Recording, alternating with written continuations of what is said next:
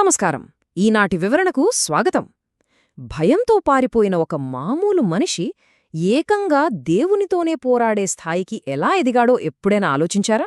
ఈరోజు మనం సరిగ్గా అలాంటి ఒక అద్భుతమైన వ్యక్తిగత పరివర్తన గురించే మాట్లాడుకోబోతున్నాం. ఒక మోసగాడు ఇజ్రాయెల్గా మారిన ఈ ప్రయాణం మనందరికీ నిజంగా ఒక గొప్ప కనువిప్పు అనడంలో ఎల్లాంటి సందేహం లేదు. అసలు దేవునితో పోరాడి మరీ ఆశీర్వాదం పొందిన మనిషి ఎవరబ్బా అనిపిస్తోంది కదూ. సరే, ఈ కథను ఒక ఆసక్తికరమైన కోణంలో చూద్దాం. ఎన్నో లోపాలు, బలహీనతలున్న ఒక వ్యక్తి తన జీవితాన్ని పూర్తిగా ఎలా మార్చుతున్నాడో తెలుసుకుందాం. నిజానికి గొప్ప మార్పులు ఎప్పుడూ మనలోని లోపాల నుండే మొదలవుతాయి కదా. ఆ వ్యక్తే యాకోబు. యాకోబు కథ అసలతను పుట్టక ముందు నుండే, అంటే అతని జననంతోనే ఒక ఊహించని విధంగా మొదలవుతుంది. పుట్టేటప్పుడే తన కవల సోదరుడి కాలి మడమ పట్టుకుని బయటికొచ్చాడు. అందుకే అతనికి యాకోబు అని పేరు పెట్టారు. అంటే అర్థమేమిటో తెలుసా? మడమ పట్టుకునేవాడు లేదా మోసగాడు అని. ఇది అచ్చంగా అతని భవిష్యత్తులోని మోసపూరిత స్వభావానికి ఒక పెద్ద హింట్ లాంటిది. అయితే ఇక్కడింకో ఆసక్తికరమైన విషయముంది. వారు పుట్టకముందే వారి తల్లి రిబ్కాతో దేవుడొక మాట చెప్పాడు.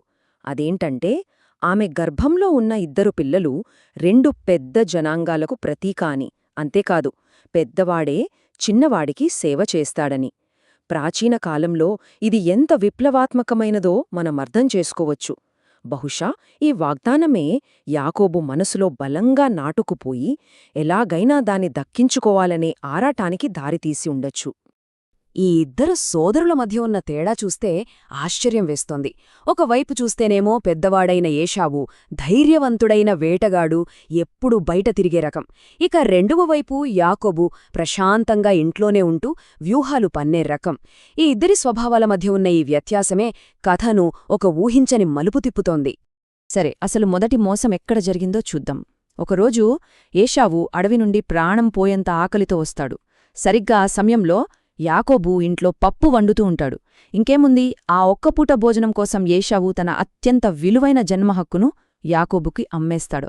ఆలోచించండి, ఒక తాత్కాలిక అవసరం కోసం అంతటి దీర్ఘకాలిక ఆశీర్వాదాన్ని వదులుకోవడం ఎంత పెద్ద తప్పో ఇక్కడ స్పష్టంగా అర్థమవుతుంది. ఆ తర్వాత ఈ మోసం అక్కడతో ఆగిపోలేదు, ఇంకా పెద్దదైంది. వృద్ధుడై కంటిచూపు కోల్పోయిన తండ్రి ఇస్సాకును ఏమార్చి ఎలాగైనా ఆశీర్వాదాన్ని దక్కించుకోమని స్వయంగా తల్లి రిబ్కానే యాకోబును ప్రోత్సహిస్తోంది. దీన్ని బట్టి మనకేమర్థమవుతోందంటే, యాకోబు మోసపూరిత స్వభావం కేవలం తనలోనే లేదు, అది చుట్టూ ఉన్న వాతావరణం, ముఖ్యంగా తల్లి ఇచ్చిన ప్రోత్సాహం వల్ల కూడా పెరిగి పెద్దదైంది. ఇంకా తల్లి చెప్పినట్టే యాకోబు తన అన్న ఏశావు బట్టలు వేసుకుని మారువేషంలో తండ్రి దగ్గరకు వెళ్తాడు. ఒక తండ్రి తన కొడుకుకి ఇచ్చే అత్యంత ముఖ్యమైన, పవిత్రమైన ఆశీర్వాదాన్ని చాలా చాకచక్యంగా దొంగిలిస్తాడు. ఈ ఒక్క ఘటనతో అతను పూర్తిగా మోసగాడు అనే ముద్రను శాశ్వతంగా వేసుకుంటాడు. ఇక్కడ మనం గమనించాల్సిన ఒక అసలైన పాయింటుంది. అదేంటంటే, మోసం ద్వారా వచ్చే విజయాలు ఎప్పటికీ మనశ్శాంతిని ఇవ్వవు. నిజం తెలుసుకున్న ఏశావు తీవ్రమైన కోపంతో తన తమ్ముణ్ణి చంపేస్తానని ప్రతిజ్ఞ చేస్తాడు. ఇక తప్పనిసరి పరిస్థితుల్లో ప్రాణభయంతో వణుకుతూ యాకోబు తన ఇంటిని వదిలేసి ఏకాకిగా అజ్ఞాతంలోకి పారిపోవాల్సి వస్తుంది. ఇదంతా ఒక పెద్ద పీడకలలా మారుతుంది. అలా ప్రాణాలు అరచేతిలో పెట్టుకుని పారిపోతున్న యాకోబు దారిలో అలసిపోయి నిద్రపోతాడు. ఆ సమయంలో అతనికొక అద్భుతమైన కల వస్తుంది. భూమిని, పరలోకాన్ని కలుపుతూ ఒక పెద్ద నిచ్చెన, దానిమీద దేవదూతలు పైకి కిందకి తిరుగుతున్నట్లు కలగంటాడు.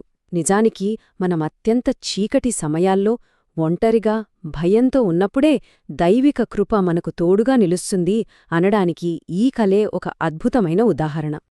యాకోబు అప్పటికీ ఇంకా మోసగాడిగానే ఉన్నాడు. కాని ఆశ్చర్యకరంగా దేవుడతన్ని వదిలిపెట్టలేదు. నేను నీకు తోడుగా ఉండి నిన్ను కాపాడుతాను, నిన్ను గొప్ప జనముగా చేస్తాను అని దేవుడు స్వయంగా మాట ఇస్తాడు. దీని ద్వారా మనకు అర్థమయ్యేదేంటంటే, మార్పు చెందడానికి మనం ముందుగానే పరిపూర్ణులుగా ఉండాల్సిన అవసరం లేదు. ఆ అద్భుతమైన అనుభవంతో యాకోబు ఆ ప్రదేశాన్ని ఏకంగా దేవుని మందిరంగా ప్రకటిస్తాడు. ఆ తర్వాత తన ప్రయాణాన్ని కొనసాగించి మామా లాబాను ఇంటికి చేరుకుంటాడు. అక్కడ రాహేలు అనే అమ్మాయిని చూసి ప్రేమలో పడతాడు. ఆమెను పెళ్లి చేసుకోవటం కోసం ఏకంగా 7 సుదీర్ఘ సంవత్సరాల పాటు కష్టపడి పనిచేయటానికి అంగీకరిస్తాడు. ఒక మోసగాడు తనకిష్టమైన వారికోసం ఇంత కష్టపడటానికి సిద్ధపడటమనేది అతని వ్యక్తిగత ఎదుగుదలలో ఒక కొత్త అధ్యాయానికి నాంది అని చెప్పొచ్చు. కాని అసలు ట్విస్ట్ ఇక్కడే ఉంది. ఇతరులను మోసం చేసినవాడు ఏదో ఒకరోజు ఎలా మోసపోతాడో ఇక్కడ చాలా స్పష్టంగా కనిపిస్తుంది.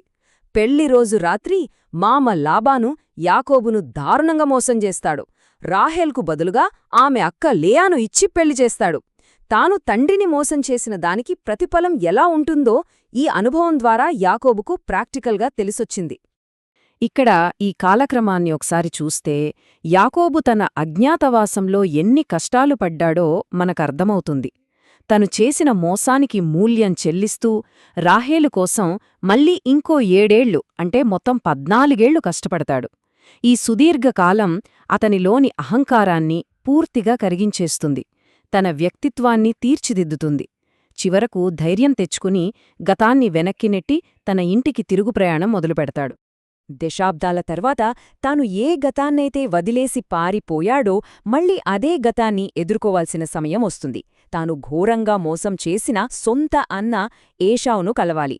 నిజమైన వ్యక్తిగత ఎదుగుదల అనేది ఎప్పుడూ మనం భయపడి పారిపోయిన వాటిని ధైర్యంగా ఎదుర్కోవడంలోనే ఉంటుంది కదా. కాని ఆ తిరుగు ప్రయాణం యాకోబును తీవ్రమైన భయాందోళనలకు గురిచేస్తోంది. అలా వెళ్తున్న ప్రయాణంలో ఒక రాత్రి తన భయాలతో ఏకాకిగా మిగిలిపోయిన యాకోబుకు ఒక దైవిక వ్యక్తి ఎదురవుతాడు.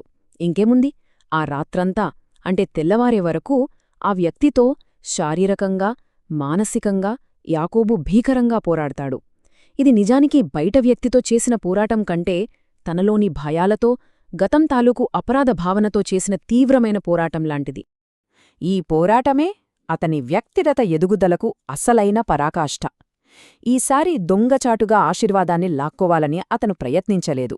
దానికి బదులుగా ధైర్యంగా, పట్టుదలతో నిలబడి నన్ను ఆశీర్వదించేవరకు నేను నిన్ను విడిచిపెట్టను అంటూ దేవునితోనే ఎదురొడ్డి పోరాడతాడు. ఈ పట్టుదల, ఈ నిజాయితీనే అతనిలో వచ్చిన అతి గొప్ప మార్పు. అతనిలోని ఆ పట్టుదలను చూసి దేవుడు అతనికి ఒక కొత్త పేరు పెడతాడు. అదే ఇశ్రాయేలు, అంటే దేవునితో పోరాడినవాడు అని అర్థం. ఈ ఒక్క పేరుతో ఒకప్పుడు భయంతో పారిపోయిన మోసగాడు ఒక గొప్ప ఆధ్యాత్మిక యోధుడిగా అద్భుతంగా రూపాంతరం చెందాడు. ఇక్కడే అతని వ్యక్తిత్వంలో ఒక సంపూర్ణమైన, అసలైన పరివర్తన జరిగింది. ఆ మరుసటి రోజు అన్నదమ్ముల కలయిక నిజంగా ఒక అద్భుతం. ప్రతీకారంతో రగిలిపోతూ తనను చంపేస్తాడని అనుకున్న ఏశావు పరుగెత్తుకోచి యాకోబును ఎంతో ప్రేమతో కౌగిలించుకుంటాడు. మనలో జరిగే నిజమైన అంతర్గత మార్పు బయట ఎంతటి శత్రుత్వాన్నైనా ఇట్టే తుడిచిపెట్టేసి శాంతిని తీసుకురాగలదని ఈ అందమైన దృశ్యం మనకు నిరూపిస్తుంది. ఈ సుదీర్ఘమైన, ఉద్వేగభరితమైన కథ నుండి మనం నేర్చుకోవలసిన అసలు పాఠాలు ఏమిటో ఇప్పుడు చూద్దాం. మొదటిది, మనలో ఎన్ని లోపాలున్నా దేవుడు మనల్ని ఎప్పుడికీ వదిలిపెట్టడు. రెండవది, మన గత తప్పులు మన భవిష్యత్తును నిర్ణయించలేవు, వాటిని మనం మార్చుకోగలం.